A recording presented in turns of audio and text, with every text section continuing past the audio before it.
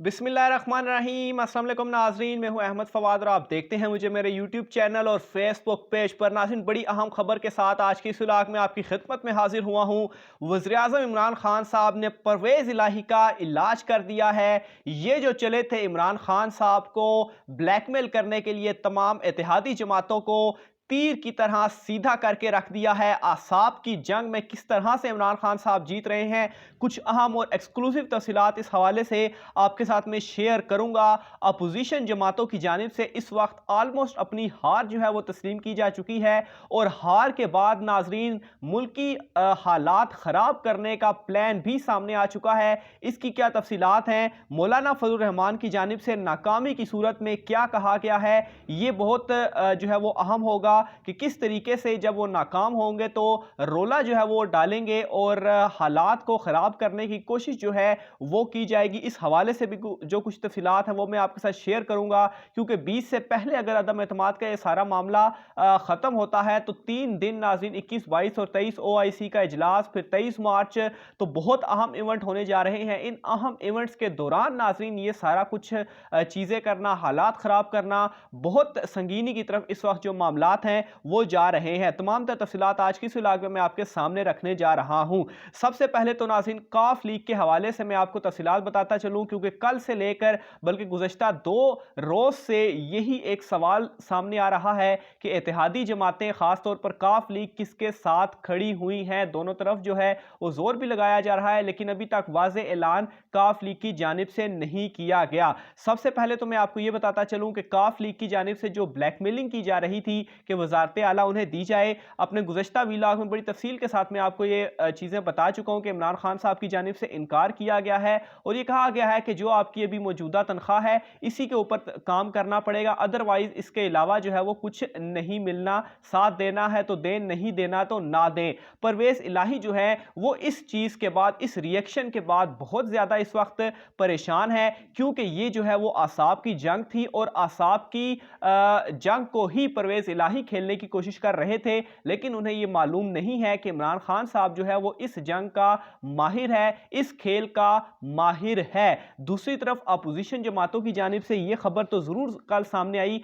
कि परवेज इलाही को सीएम पंजाब की ऑफर जो है वो कर दी गई है, लेकिन नून लीग इसके ऊपर राजी नहीं है। मैंने आपको कल भी ये चीज बताई थी और अब इस खबर की भी मेरी तस्दीक हुई है कि 2 बड़े अहम और सीनियर रहनुमा शाहिद खाकान अब्बासी और ख्वाजा आसिफ से जब ये चीज पूछी जाती है कि परवेज इलाही को सीएम पंजाब बनाया जा रहा है, तो वो ये कहते हैं कि इस हवाले से हमारे इल्म में जो है वो कोई बात नहीं है और अभी तक हमारा इस ख्याल से ऐसा कुछ नहीं है कि परवेज इलाही को सीएम पंजाब बनाया जा रहा है। तो ऐसा मुमकिन नहीं है कि इतने सीनियर रहनुमा हैं, उनसे पूछे बगैर जो है वो कोई भी फैसला किया जाए या उनको कुछ मालूम ही नहीं है। तो ये वाज़े नाज़रीन नून लीग की हिकमत अमली सामने आ चुकी है। वो भी परवेज इलाही से धोखा ही कर रहे हैं और परवेज इलाही को भी ये तमाम तर चीजें जो हैं वो बखूबी मालूम है। फिर दूसरी तरफ नाजरीन ये जो ऑफर है वो कहा जा रहा है कि 1.5 साल के लिए परवेज इलाही को वजारत आला जो है वो दी जाएगी और असम्बलियां मुद्दत पूरी करेंगी। नून लीग का तो कभी ये मौकिफ ही नहीं रहा।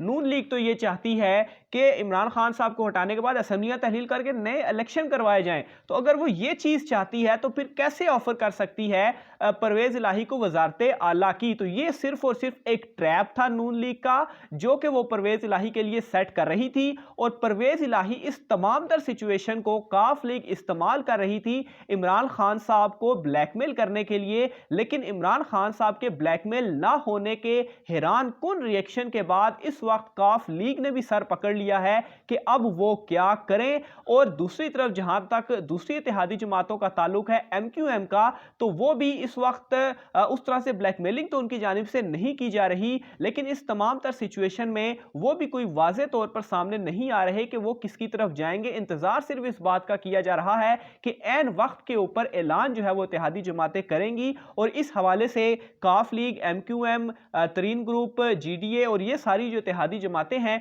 तरीन ग्रुप तो पीटीआई का ही सही है, लेकिन उनका भी जो है वो एक अलग ग्रुप बना हुआ है। बहरहाल ये सारे जो है वो अब इकट्ठे बैठेंगे और इकट्ठा इनकी जो अनाउंसमेंट है वो होने जा रही है कि ये किसके साथ खड़े होंगे। और ये अनाउंसमेंट नाज़रीन मैं आपको ये भी खबर बता दूं, जब असेंबली का इजलास तलब किया जाएगा उस वक्त की जाएगी। और असेंबली इजलास के हवाले से मैं बता दूं कि आज ये फैसला हुआ है, ये इतलात आ रही हैं कि स्पीकर की जानिब से अनाउंसमेंट कर दी जाएगी और मंगल वाले दिन यानी कि कल, आज चूंकि मंडे है, कल मंगल वाले दिन जो असेंबली का इजलास है वो बुलाया जाएगा। फिर उसके बाद बहस के बाद जुम्मे वाले दिन वोटिंग का अमल जो है वो रखा जाएगा, क्योंकि फिर उसके बाद जो हफ्ता और इतवार चूंकि छुट्टी है और फिर उसके बाद 23 मार्च जो होगी, तो इस वजह से ये पहले ही सारा मामला जो है वो निपटाया जाएगा और इत्तेहादी जमातें उसी वक्त ही अनाउंसमेंट अपनी करेंगी कि वो किसके साथ हैं। अब इस सारी सिचुएशन में इमरान खान साहब की जानिब से ना सिर्फ इत्तेहादी जमातों को फंसाया गया है, बल्कि जो अपोजिशन जमातें हैं वो भी अपने ही इस खेल के अंदर बुरी तरीके से फंस चुकी है। अपोजिशन जमातें ना अब आगे जाने के काबिल रही हैं, ना ही पीछे हटने के काबिल रही हैं। नंबर गेम उनका मुकम्मल नहीं है, ये उनको चीज़ मालूम है। इसकी तफसील में आपको आगे चलकर जो मौलाना का ऐलान है वो भी बताऊंगा, लेकिन पहले इत्तेहादी जमातों वाला मामला ख़त्म कर दूं। इत्तेहादी जमातों को भी बुरी तरीके से फंसा लिया है कि जितना कुछ इमरान खान साहब की जानिब से इत्तेहादी जमातों को हुकूमत में हिस्सेदारी मिली है, अपोजिशन जमातें कभी उनको ये नहीं देने वाली। और फिर अगर वो अपोजिशन के पास जाते हैं तो वो अपोजिशन के ट्रैप में भी फंसते हैं और एक और धोखा उन्हीं को जो है वो नून लीग देने जा रही है। और ये मुमकिन नहीं है कि जो मुख्तलिफ आरा के साथ कोई कहता है कि 1.5 साल पूरे करें, फिर कहते हैं कि नहीं पूरे नहीं करने, इतना अरसा होगा, ये हो जाएगा वो हो जाएगा। तो बहुत ज्यादा अबहाम इस वक्त मौजूद हैं। तो मेरी अभी तक जो इतलात भी हैं, जो प्रिडिक्शन भी है, कोई इत्तेहादी जमात जो है वो अपोजिशन के साथ खड़ी नहीं होगी। कोशिश जरूर हुई इमरान खान को ब्लैकमेल करने की, लेकिन उसमें वो बुरी तरीके से नाकाम हुए और बुरे तरीके से फंस चुके हैं कि वो अब कहां पर जाएं। अगर वो साथ देते हैं अपोजिशन का तो उनकी सियासत परवेज इलाही की तो मेरे ख्याल से खत्म हो जाएगी, क्योंकि उनके अपने हल्के में इस वक्त बातें चल रही हैं कि जो उनकी एक इमेज क्रिएट हुई थी कि ये जो है वो अपनी कमिटमेंट के ऊपर पूरा उतरते हैं, वो ऑलरेडी उनकी खराब हो चुकी है और अपोजिशन के साथ मिलकर मजीद वो फारिग हो जाएंगे। अगर वो इमरान खान साहब के साथ रहते हैं तो स्टिल उनके पास कोई चांस होगा कि चलें वो अवाम में जाकर कल ये जरूर कह सकते हैं कि वो अपनी कमिटमेंट के साथ खड़े रहे थे। तो अभी तक जो मेरी प्रेडिक्शन है कि कोई जो इत्तेहादी जमात है वो कप्तान का साथ नहीं छोड़ने वाली। हालांकि इस हवाले से वाज़े अनाउंसमेंट जो है वो अभी तक सामने नहीं आई और नेक्स्ट 24 आवर्स के अंदर अंदर 12 to 24 आवर्स के अंदर अंदर ये अनाउंसमेंट इत्तेहादी जमातों की जानिब से, काफ लीग की जानिब से सामने आ जाएगी कि वो किसके साथ खड़े हुए हैं। और ये अनाउंसमेंट नाजरीन जो इजलास होगा उसके साथ जो है वो आएगी।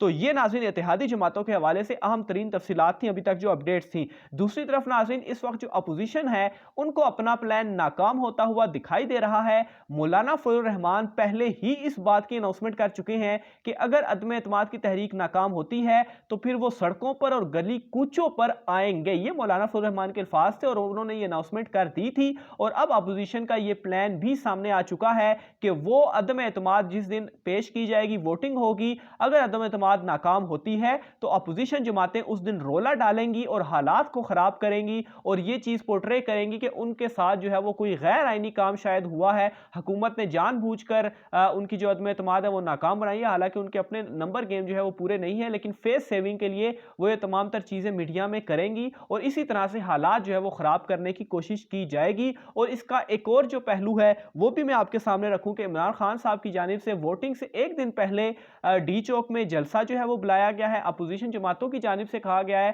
कि इमरान खान अगर ये बुला रहे हैं तो हम भी अपने लोगों को बुलाएंगे। तो पहले ये कहा गया था अपोजिशन की तरफ से कि हम वोटिंग वाले दिन अपने कारकुनान को जो है वो बुलाकर जलसा करेंगे। अब ये इतलात जो है वो मालूमात मौसूल हो रही हैं कि जिस दिन इमरान खान साहब जलसा जो है वो करेंगे उसी दिन अपोजिशन जमातें भी अपने बंदों को जो है वो बुला रही हैं, अपने कारकुनान को बुला रही हैं। तो यानी कि ये खुला जो तसादम है वो इस वक्त नजर आ रहा है। और जुमेरात और जुम्मा ये 2 दिन बहुत ज्यादा अहम होने वाले हैं, बल्कि ये जो पूरा हफ्ता है, आज मंडे का दिन है, मंगल बुध जुमेरात जुम्मा, ये 5 दिन बहुत ज्यादा अहम होने वाले हैं। और इन 5 दिनों के अंदर ये जो सारा गंद है ये एक मरतबा, और ये सारी जो एक बादल छाए हुए हैं, जो मंजरनामा आपके सामने, हालांकि मैं पूरी कोशिश करता रहता हूं कि आपके सामने जो भी पॉलिटिकल सिचुएशन है उसको क्लियर करके आपके सामने रखूं, तो इन 5 दिनों के अंदर ये तमाम तर चीजें वाजे जो है वो होने जा रही हैं।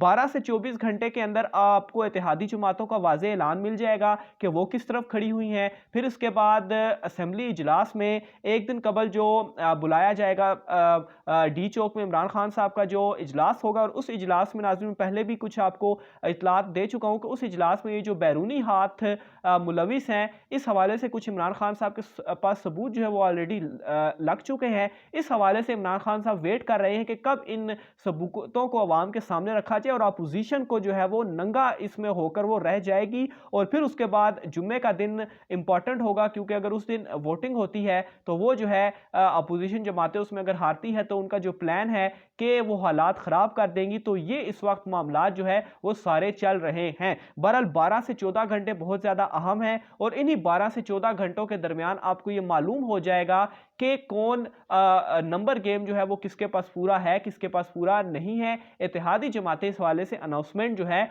वो कर देंगी। तफसीलात जो थी सारी वो मैंने आपके सामने जो है वो रख दी हैं। अदम एतमाद अभी तक तो मुझे नाकाम होती हुई नजर आ रही है। इस हवाले से देखते हैं इत्तेहादी जमातें अब क्या जो अपना एक अनाउंसमेंट है वो करती हैं। आपने अपनी राय का इजहार कमेंट बॉक्स में लाजमी करना है कि इस सारी सूरत हाल को अभी तक आप किस तरीके से परसीव कर रहे हैं, क्या समझ रहे हैं, कमेंट बॉक्स में लाजमी दिखिएगा। आज के व्लॉग से इतना ही, मुझे इजाजत दीजिए। अल्लाह हाफिज़।